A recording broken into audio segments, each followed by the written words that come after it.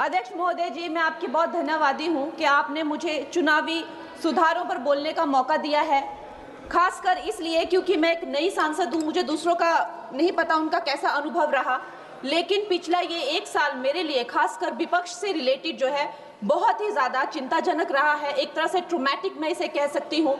हर दिन इन्होंने यहाँ पे तमाशा किया है, हमारा दिल दहल जाता था इनको देखकर। एसआईआर ये वेल में उतर जाते थे। यहाँ पर इन लोगों ने डराना, धमकाना, धक्का मुक्की, ऐसा कोई इन्होंने किसी तरह की कोई बदतमीजी नहीं है जो एक भी दिन इन्होंने संसद भवन चलने नहीं दिया। हम जनता के प्रतिनिधि हैं, हम यहाँ पर उनकी आवाज लेकर आते हैं, हम कुछ सीखने आते हैं, हम नए सांसद हैं। इन्होंने संसद अगर पिछले 2-3 दिन को छोड़ा जाए तो साल पर शायद ही थोड़ा चलने दिया है। एसआईआर कर करके इन्होंने यहाँ पे तमाशे किए, लेकिन अब जब इनको बोलने की बारी आई एसआईआर पे, तो अध्यक्ष महोदय जी हम देख रहे हैं कि कल leader of opposition Rahul Gandhi ji ने, मुझे लगा क्या खुलासा होगा, हम भी बड़े उत्सुक थे, सारी साल हमने एक ही शब्द सुना है, अब ये क्या ग्रैंड रेवलेशन होगी। लेकिन राहुल गांधी जी जो लीडर ऑफ ऑपोजिशन है, उन्होंने कल जब कहा खादी है, खादी में धागे हैं, धागे में लोग हैं, लोगों के अंदर, उनको जब कहा गया कि आप पॉइंट की बात कीजिए, तो उन्होंने कहा कि मैं अपना फ्रेम कर रहा हूं, मैं अपना आर्ग्यूमेंट फ्रेम कर रहा हूं। और इतनी देर बाद जब वो फ्रेम करके पहुंचे तो ले देकर वो वापस उसी अंतर्राष्ट्रीय मूल की महिला, अध्यक्ष जी मैं एक महिला होने के नाते आपसे रिक्वेस्ट करना चाहती हूं कि every woman is entitled to her dignity. वो अंतर्राष्ट्रीय मूल की है, विदेशी महिला है, लेकिन उन्होंने कितनी बार आकर उन्होंने सोशल मीडिया पे कहा है कि मैं कभी भारत नहीं गई हूं, मेरा हरियाणा चुनाव से कुछ लेना देना नहीं है। लेकिन फिर भी ये लोगों ने बिना किसी ठोस सबूत के उनका यहाँ पे फोटो बना के उन्होंने उनको उछाला, यहाँ पे उनकी तस्वीर उछाली यहाँ पर और यहाँ पर प्लेक कार्ड यूज करना भी अलाउ नहीं है। इन्होंने फिर भी नियमों का उल्लंघन किया। मैं चाहती हूँ सबसे पहले तो मैं इस सदन की तरफ से उन महिला से बहुत ही माफी मांगती हूँ कि इस सदन में बिना कि उनकी आजकल जो पर्सनैलिटी राइट्स का भी एक बहुत बड़ा क्राइम होता है, उसके उपरांत उनका फोटो यहाँ यूज किया गया, मुझे बहुत खेद है।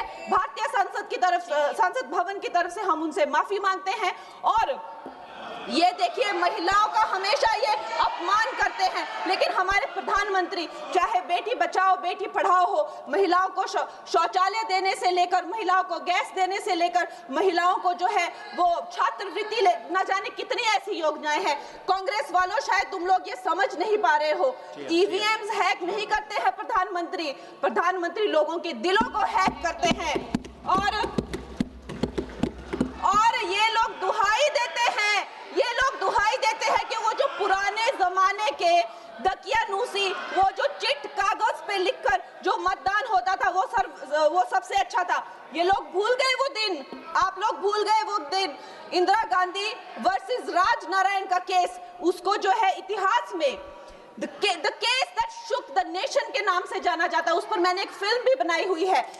वोट चोरी और वोटों की धांधली के लिए एक प्रधानमंत्री पे एक साधारण से नेता ने केस किया था और उस धांधली में वो पकड़ी गई थी। हर उनका जो आरोप है उसमें सच सिद्ध किया गया था और रातों रात उनको कुर्सी छोड़ने के लिए कहा गया था और रातों रात जो है उनको ये आदेश दिया गया था कि आगे इतने सालों तक आप कभी जो है वो चुनाव लड़ नहीं सकते। ये धांधलियां इन्होंने करी हुई हैं और ये जो है उस टाइम के बैलेट बॉक्सों को उठाकर ले जाते थे ये लोग और आज कहते हैं कि इनको ईवीएम्स जो है वो हैक हो जाते हैं। अध्यक्ष महोदय जी मैं इनको याद दिलाना चाहती हूँ, प्रियंका गांधी जी कहती हैं कि छोड़ो पुरानी बातें, हम पुरानी बातें नहीं करेंगे, हम पुराने लोगों के बारे में नहीं बोलेंगे। तो मैं ये जानना चाहती हूँ कि आपकी जो माता जी हैं वो तो आपकी अध्यक्ष है और इस वक्त की वो अध्यक्ष है, उनकी जो है आप देखिए जब उनकी नागरिकता नहीं थी, जब उनके पास 1983 में नागरिकता आई, उसके कितने साल पहले से वो वोट देती आ रही हैं। तो ये जो इनका जो परिवार है, एंटाइटलमेंट से जो ग्रस्त ये इनका परिवार है, ये प्रियंका गांधी जी को भी याद रखना चाहिए। चाहे आपका भूतकाल हो, चाहे आपका वर्तमान हो, आप सब लोग, चाहे ईवीएम हो या चाहे कागज पे लिखा हो, जब आप लोगों के चरित्र में जो है किसी तरह की मर्यादा नहीं है, आप लोगों ने कभी भी इस देश का, यहाँ की कानून व्यवस्था का, संविधान का कभी आप लोगों ने सम्मान नहीं किया हुआ है। और अध्यक्ष महोदय जी बिहार में जैसे ही एसआईआर आया, एसआईआर लागू हुआ, हमारी सरकार ने जो है कम से कम 60 लाख से ज्यादा अवैध। अब ये वोट, ये जो सारे अमाननीय वोट कार्ड है, ये सिर्फ घुसपैठियों के नहीं है। कुछ ऐसे लोग हैं जो माइग्रेट हो गए हैं, कुछ ऐसे भी लोग हैं जो इस दुनिया में है ही नहीं। 60 लाख से ज्यादा। और अगर वो लोग जेन्युइन थे तो उन्होंने, किसी ने तो रिक्वेस्ट करनी चाहिए थी कि भाई मेरा वोटर आईडी कैंसिल हुआ है।